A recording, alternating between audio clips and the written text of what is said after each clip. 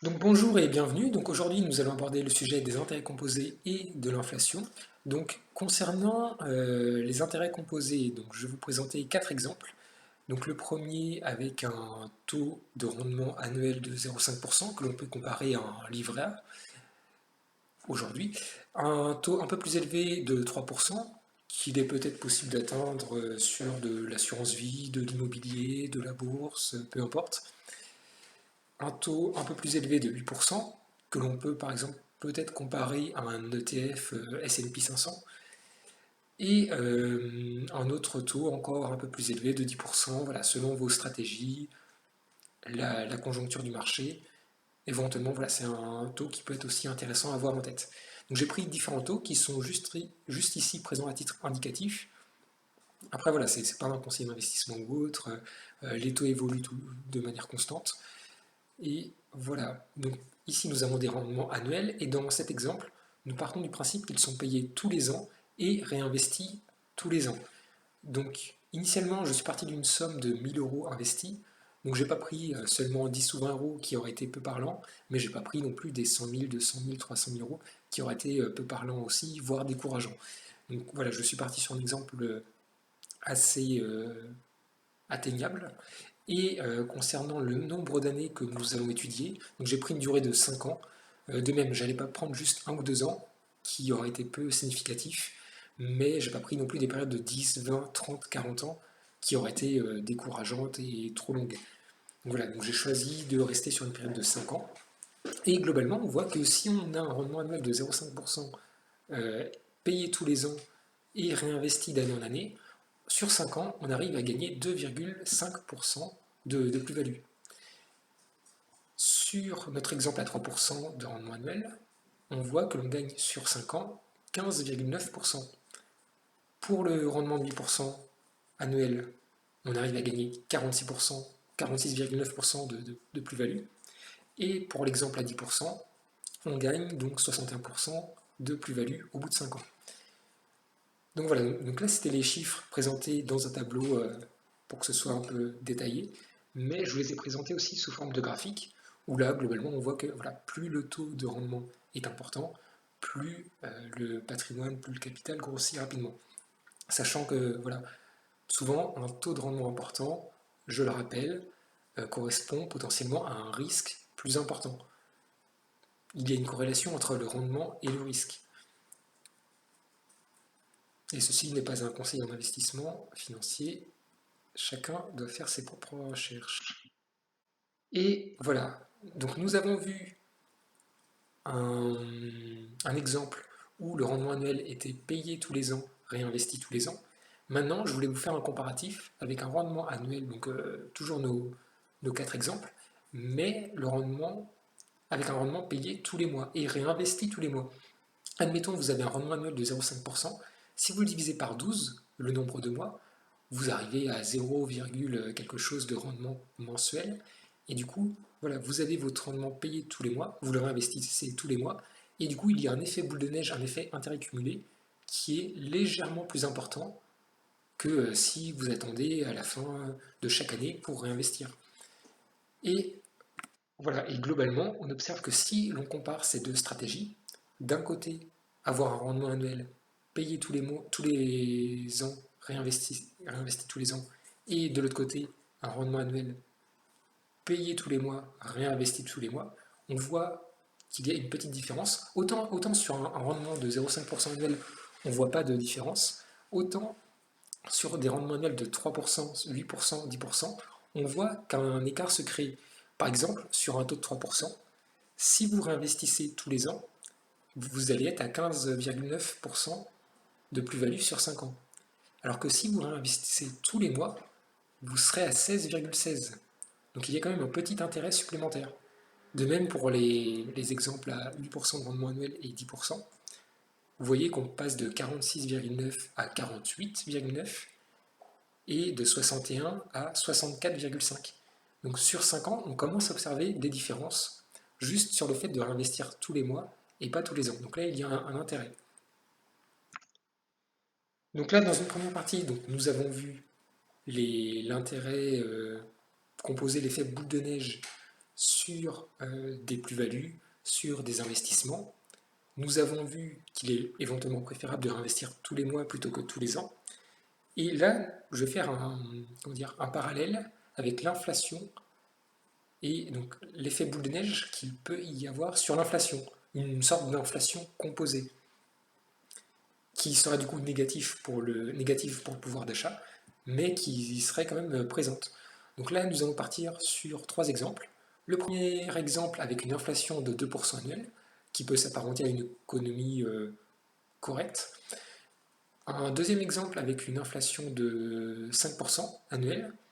Admettons, je ne sais pas, vous êtes en France, vous avez une inflation de 5%, voilà, et il faut faire avec, et voilà, ça peut être un exemple qui peut être parlant. Et un troisième exemple de 8%, donc admettons, vous êtes aux États-Unis, l'inflation est un peu plus importante, ça peut être un exemple qui est parlant aussi. Donc voilà, trois exemples avec des taux d'inflation annuels différentes, 2%, 5% et 8%, en partant toujours de notre valeur initiale de 1000 euros. Donc ici, j'ai fait le même comparatif sur 5 ans, sachant que comment dire, sur 1000 euros, vous n'allez pas perdre réellement vos 1000 euros. Ici, dans le tableau, les valeurs qui sont indiquées, il vaut mieux les comprendre dans le sens que c'est une perte de pouvoir d'achat. En fait, l'inflation, soit vous pouvez par exemple la comprendre comme une perte de valeur de la monnaie, ou aussi, vous pouvez tourner la phrase de manière différente, l'inflation peut être aussi comprise comme une perte comment dire, de pouvoir d'achat. Vous pouvez acheter moins de biens et services avec la même quantité de monnaie.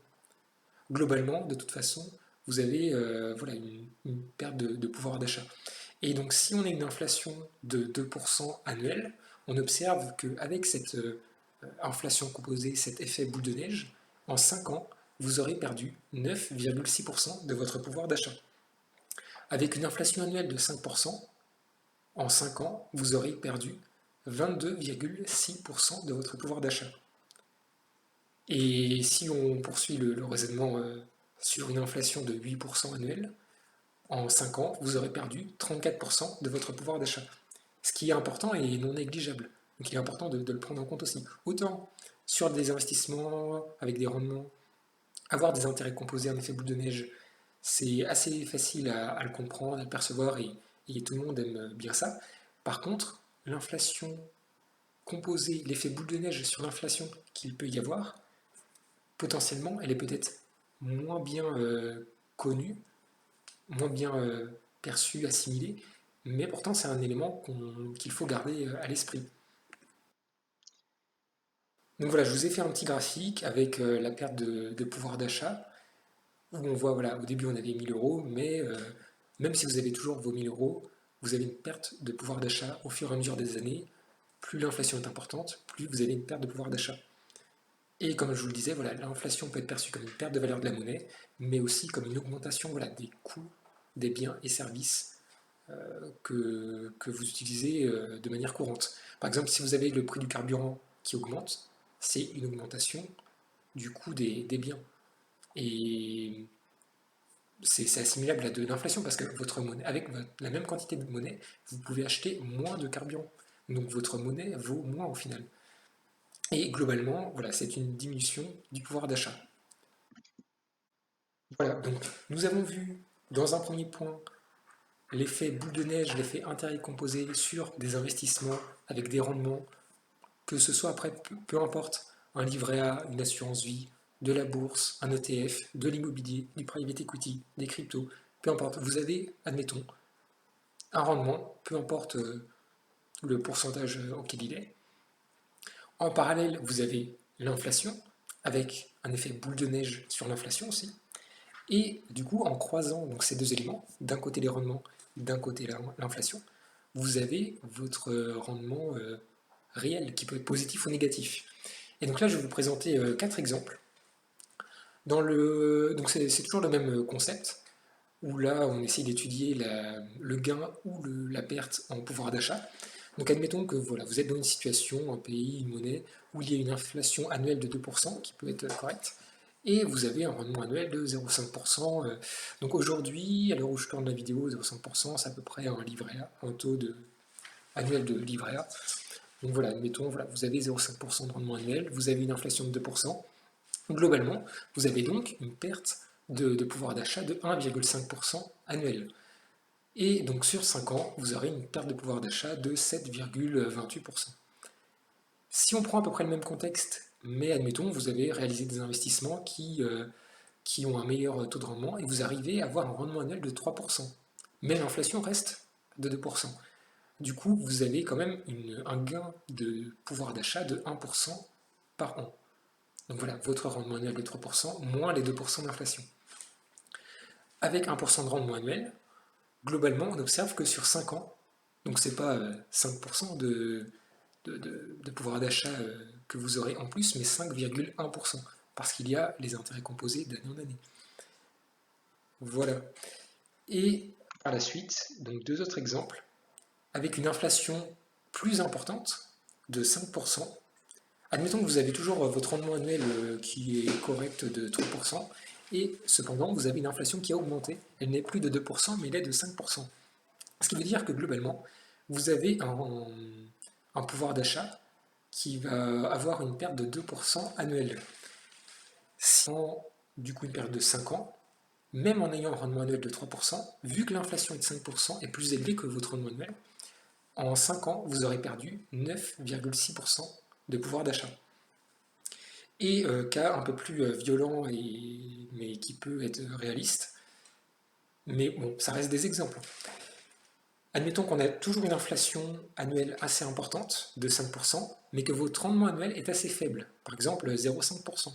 Alors là, la différence entre l'inflation et le rendement annuel est de 4,5. Vous avez une perte de pouvoir d'achat annuel de 4,5%, ce qui commence à être assez important. Ce qui fait qu'au bout de 5 ans, vous aurez une perte de pouvoir d'achat de 20,5%. Un cinquième de votre pouvoir d'achat qui part en fumée. Donc voilà, autant. Bon, j'espère que ces exemples peuvent être peut-être un peu plus parlants concrètement. J'ai essayé de prendre des inflations qui peuvent être présentes dans la vie courante, des taux de rendement qui peuvent être aussi assez accessibles. Mais voilà, c'était des éléments de réflexion pour essayer voilà, de vous faire questionner sur différents points, susciter un peu la curiosité. Et voilà, donc j'espère que cette vidéo vous aura aidé d'une manière ou d'une autre. Donc pour rappel, on a vu au début les intérêts composés, l'effet boule de neige sur les investissements avec des rendements, peu importe qu'ils soient de 0,5%, 3%, 5%, 8%, peu importe. L'idée était vraiment voilà, de mettre en évidence que euh, un, un intérêt, un rendement payé tous les mois, réinvesti tous les mois, est plus efficace que un rendement perçu et réinvesti tous les ans. On a fait la comparaison avec l'inflation, qui est l'opposé, où il peut y avoir du coup un effet boule de neige, mais avec une sorte d'inflation composée, mais qui ici du coup diminue votre pouvoir d'achat. Et dans une troisième partie, on a fait un peu la synthèse des deux, une fusion des deux, où on a pris en compte vos rendements annuels de vos investissements et l'inflation annuelle présente voilà, sur votre monnaie, dans votre pays, dans votre situation particulière. Ce qui a permis voilà, d'avoir 4 exemples, peut-être un peu plus concrets, un peu plus réalistes, pour se projeter sur 2 ans, 3 ans, 5 ans, et mieux aborder l'avenir. Donc voilà, donc j'espère que cela vous aura aidé, et je vais vous souhaiter une très bonne journée.